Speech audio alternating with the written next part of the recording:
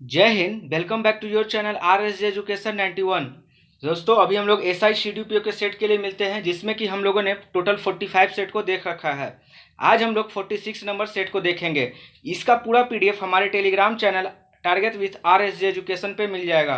अगर आप हमसे क्विज में जुड़ना चाहते हैं तो हमारे टेलीग्राम ग्रुप एजुकेशन मॉल पर आकर आप क्विज में जुड़ सकते हैं, जिसमें कि आज प्राचीन भारत खत्म हो चुका है और आज जो है कि मेडाइवल हिस्ट्री शुरू हो चुका है। तो आप लोग यहाँ पे आकर जुड़े। एक इन्फॉर्मेशन और है कि एक लुसेंट का बैच स्टार्ट होने जा रहा है, जो कि ये आपका पेड बैच होगा, जिसमें कि आपको 100 रुपये पर मंथ लगेंगे चार्ज। इसमें आपको पूरा लुसेंट को बहुत ही बेहतरीन तरीके से बताया जाएगा, क्विज कराया जाएगा टेलीग्राम पे, है ना। और इस बैच की स्टार्ट है 15/6/2021। तो जो लोग भी चाहते हैं, इच्छुक है इस बैच को ज्वाइन करना, तो आपको पेमेंट करना होगा इस नंबर पे 7654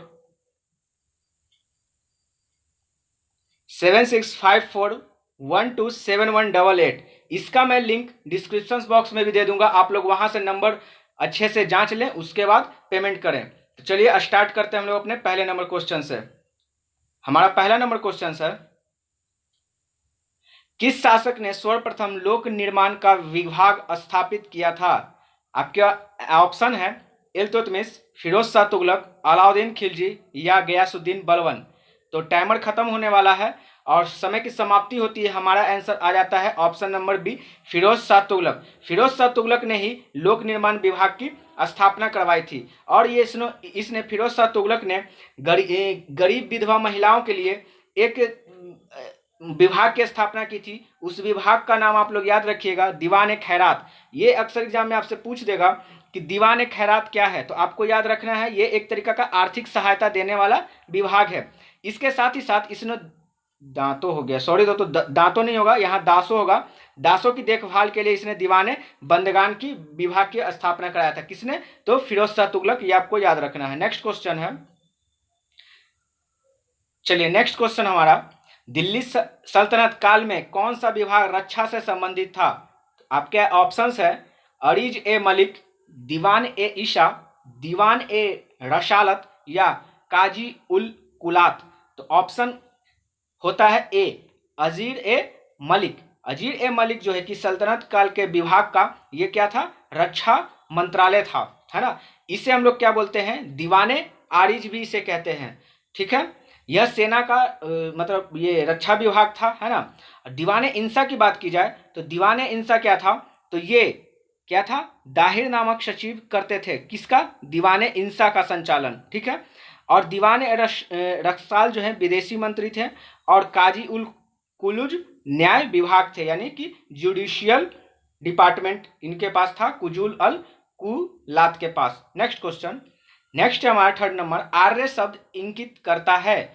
तो किसे इंगित करता है? श्रेष्ठ वंश को, भाषा समूह को, यायावरी जन को या नृ जाति समूह को।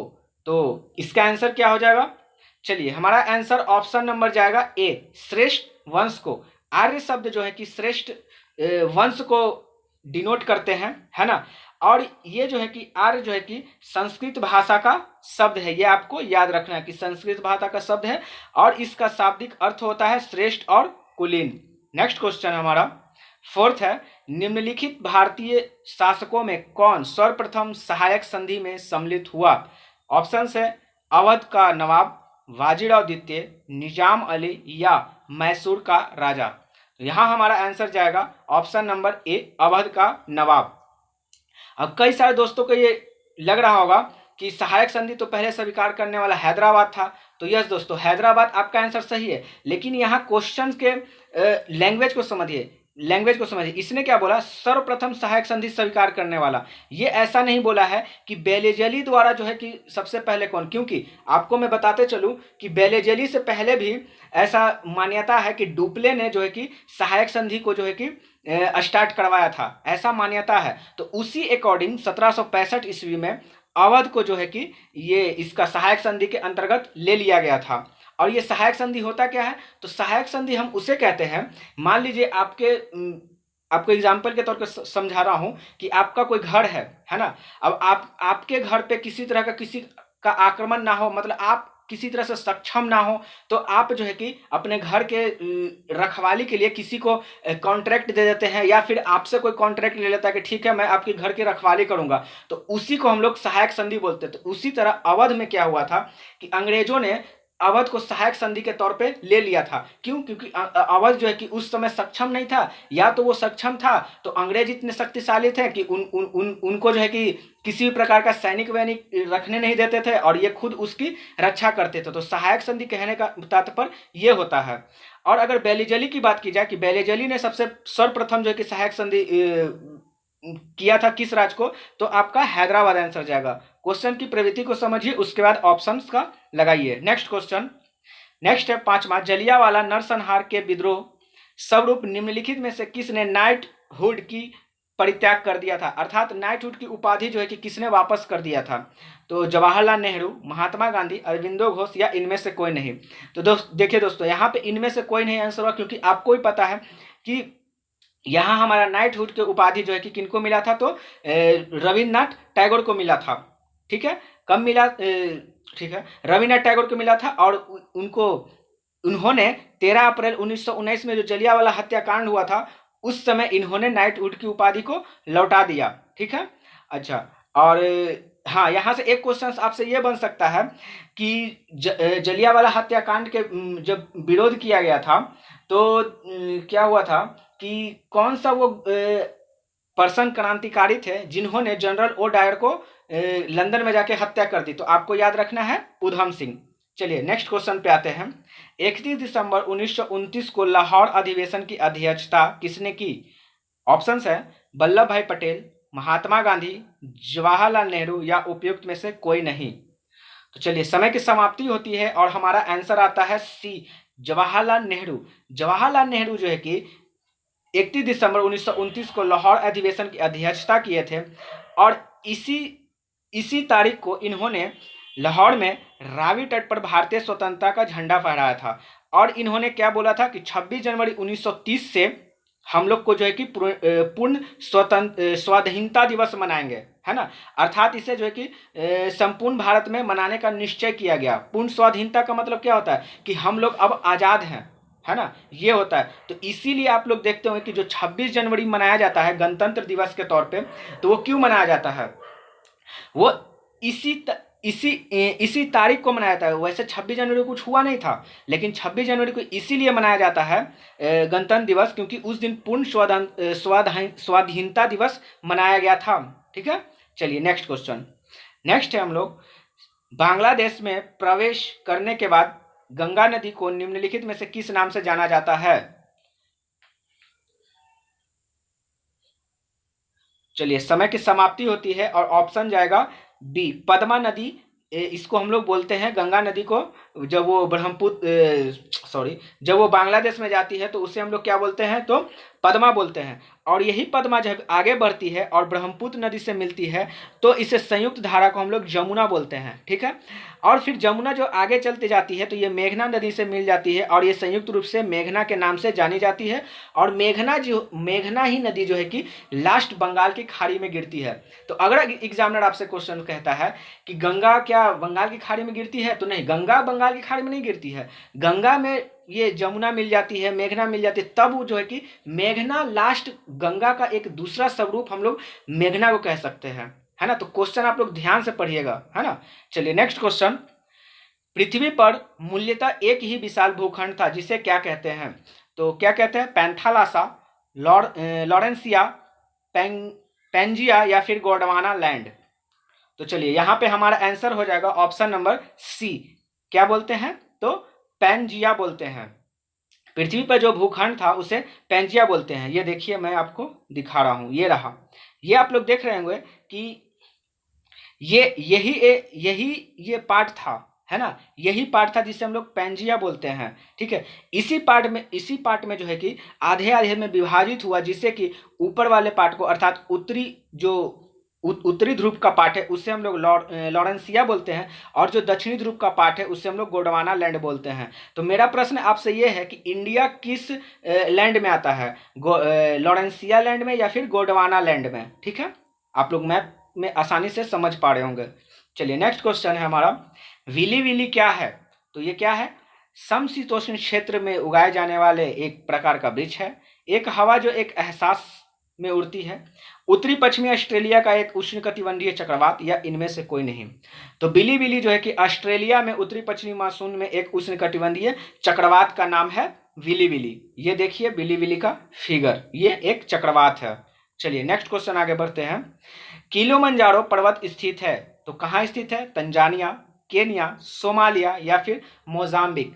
तो आपका आंसर क्या हो जाएगा? आप लोग दीजिए, 10 सेकेंड का समय होता है और सेशन अच्छा लग रहा है तो लाइक भी करते चलना है आपको।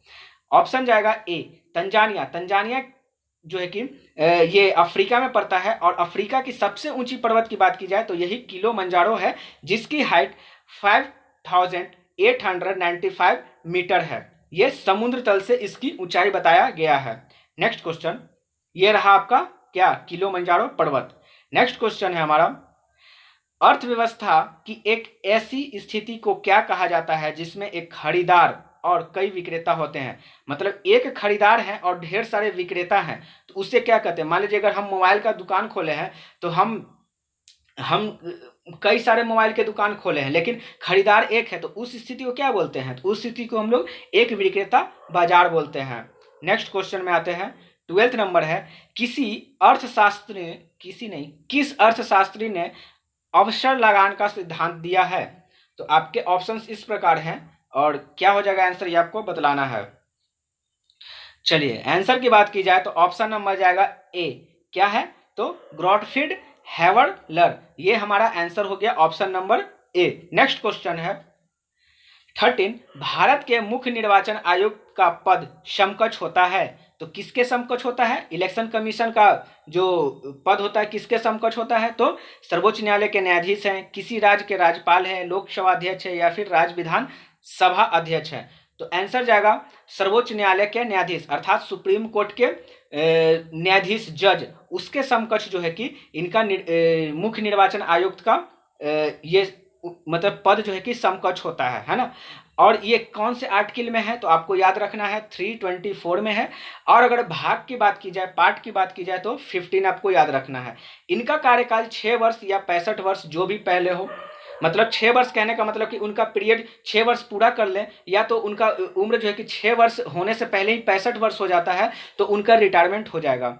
इसकी स्थापना, इलेक्शन कमीशन की स्थापना 25 जनवरी 1950 को किया गया था। इसीलिए आप लोग देखते हैं कि 25 जनवरी को क्या मनाते हैं? तो वोटर डे मनाते हैं। नेक्स्ट 14 नंबर क्वेश्चन है, संविधान के किस अनुच्छेद में राष्ट्रीय महत्व में स्मारकों, स्थानों और वस्तुओं का संरक्षण के बारे में प्रावधान है? तो ये क्या प्रावधान है ना? तो ये आपको बतलाना है। तो यहाँ हमारा आंसर हो जाएगा ऑप्शन नंबर बी 49। ये जो अनुच्छेद है ये जो है कि कौन से क्या बोलते हैं, ये आपका क्या मतलब, ये मौलिक कर्तव्य है कि मौलिक अधिकार है कि ये नागरिकता से संबंधित आर्टिकल में आता है या फिर राज्य के नीति निर्देशक आर्टिकल में आता है? ये आपको कमेंट बॉक्स में बतलाना है 49, है ना। चलिए आगे हम लोग देख लेते हैं। आगे क्या है कि 49 में ये बात हो गई कि आपको जो है कि अपने स्मारकों, स्थानों और वस्तुओं का संरक्षण करना है अर्थात ठीक ढंग से रखना है। 48 में कहा गया कृषि एवं पशुपालन संगठन, अर्थात इसमें गौ हत्या को विरोध किया गया है, नहीं मारना है ना। अनुच्छेद 50 में कहा गया है कि कार्यपालिका और न्यायपालिका का पृथकीकरण होगा। और 51 में कहा गया कि अंतर्राष्ट्रीय शांति और सुरक्षा की अभिवृत्ति। नेक्स्ट क्वेश्चन 15 है हमारा, भारत के संविधान का अनुच्छेद 370A किसे असाधारण विशेषाधिकार प्रदान करता है? मतलब 370A है वो किस राज्य को एक तरीका का विशेषाधिकार देता है? तो वो कौन सा हो जाएगा? ऑप्शन नंबर ए नागालैंड जाएगा। 370 जो है कि 370A जो है कि ये 13वें संविधान संशोधन के बाद जो है कि इसे 1922 ईस्वी में जोड़ा गया है। और ये नागालैंड को एक विशेष प्रावधान देता है कि उसके विधानसभा के बिना मंजूरी के संसद जो है कि किसी प्रकार का कोई कानून नहीं बना सकता, अर्थात उसके कल्चर में किसी तरह का हेर फेर नहीं कर सकता है। उसका जो है कि अपना कोई कानून है, स्टेट का हर एक का कानून होता है, उसमें किसी प्रकार का छेड़छाड़ नहीं कर सकता है। नागा जनजाति के जो धर्म है उसके साथ मतलब किसी भी प्रकार का छेड़छाड़ जो है कि बिना नागालैंड के विधानसभा से आप परमिशन लिए हुए नहीं कर सकता है संसद, ये उसका विशेषाधिकार है। नेक्स्ट है हमारा पंचतंत्र नामक पुस्तक किसने लिखा? तो ऑप्शन है क्षुद्रक, वात्स्यायन, रश खान या फिर विष्णु शर्मा। तो बहुत ही आसान क्वेश्चंस और लाइक करते चलना है। चलिए यहाँ हमारा आंसर जाएगा option number D, Vishnu Sharma. Vishnu Sharma जो है कि पंचतंत्र पुस्तक के लेखक है। प्रेम वाटिका की बात करें तो वो रश खान जी लिखे हैं, और मृच्छकटिकम अर्थात मिट्टी का खिलौना की बात की जाए तो वो शूद्रक ने लिखा है, और कामसूत्र की बात की जाए तो वो कौन लिखे हैं? तो वात्स्यायन। नेक्स्ट क्वेश्चन है हमारा, परमाणु के नाभिक में होता है तो क्या होता है? इलेक्ट्रॉन और प्रोटॉन होते हैं, प्रोटॉन और न्यूट्रॉन, इलेक्ट्रॉन और न्यूट्रॉन, या प्रोटॉन, न्यूट्रॉन और इलेक्ट्रॉन तीनों होते हैं। तो यहां हमारा आंसर क्या जाएगा दोस्तों? ऑप्शन नंबर जाएगा बी, प्रोटॉन और न्यूट्रॉन। क्यों? क्योंकि इलेक्ट्रॉन जो है कि उसके बाहरी कक्ष पे चारों तरफ चक्कर लगाते हैं, और उसके नाभिक में प्रोटॉन और इलेक्ट्रॉन मौजूद होते हैं परमाणु के। नेक्स्ट क्वेश्चन है हमारा 18, एटम बम का सिद्धांत का आधार क्या होता है? तो नाभिकीय विखंडन होता है, नाभिकीय संलयन होता है, नाभिकीय समूह खंडन होता है, या इनमें से कोई नहीं। तो आंसर क्या जाएगा? ऑप्शन नंबर जाएगा ए, नाभिकीय विखंडन। एटम बम जो है कि नाभिकीय विखंडन का सिद्धांत है। इसे जो है कि ऑटो हॉर्न ने अणु बम की खोज में नाभिकीय विखंडन का सिद्धांत दिया था। नेक्स्ट 19 नंबर क्वेश्चन है, कोशिका सिद्धांत का प्रतिपादन किसने किया? तो यानी कि सेल थ्योरी किसने दिया, ये कहने का इसका तात्पर्य है। तो ऑप्शन है डार्विन और बैलेंस, स्लाइडन एंड स्वान, या फिर टैक्सले, या मेंडन और मॉर्गन। तो ऑप्शन जाएगा बी, स्लाइडन और स्वान। स्लाइडन एंड स्वान ने जो है कि क्या दिया था? तो सेल थ्योरी दिया था। चलिए हमारे सेशन का लास्ट क्वेश्चन, एथलीट फूड बीमारी होती है तो किससे होती है? जीवाणुओं से होती है, फफूंद से होती है, या मूत्र कृमि से होती है, या फिर प्रोटोजुआ से होती है? लाइक करते चलना है, शेयर करते चलना है, और सब्सक्राइब भी करते चलना है। चलिए यहाँ आंसर हमारा हो जाएगा बी, फफूंद। एथलीट फूड की बीमारी जो है कि फफूंद से होती है, और वो फफूंद का क्या नाम है? तो आप लोग याद रखिएगा, उस फफूंद का नाम है टीनिया पेडिस, या फिर टाइक्रोफाइट्रॉन। ये इसका फफूंद का नाम है एथलीट फूड के बीमारी का, है ना। चलिए इस तरीके से 20 क्वेश्चंस के सेट को हम लोगों ने बहुत ही अच्छे तरह से देखा, और आपको ये पसंद आया है। तो आप लोग को पसंद आया है तो आपका काम है लाइक करना, शेयर करना, और चैनल को क्या करना है? तो सब्सक्राइब करना है, जो लोग नहीं किए। और जो लोग किए हैं उनको तो तहे दिल से धन्यवाद है ही। तो चलिए मिलते हैं हम लोग फिर नेक्स्ट वीडियो में। और आप लोग जो है कि आइए हमारे टेलीग्राम ग्रुप में, जिसका नाम एजुकेशन मॉल है, वहाँ पे आज जो है क्या चलेगा? तो मेडावल हिस्ट्री चलेगा। आज मेडावल हिस्ट्री का प्रारंभ है। चलिए मिलते हैं नेक्स्ट वीडियो में, तब तक के लिए अपना ख्याल रखें, अपने परिवार का ख्याल रखें। धन्यवाद, जय हिंद।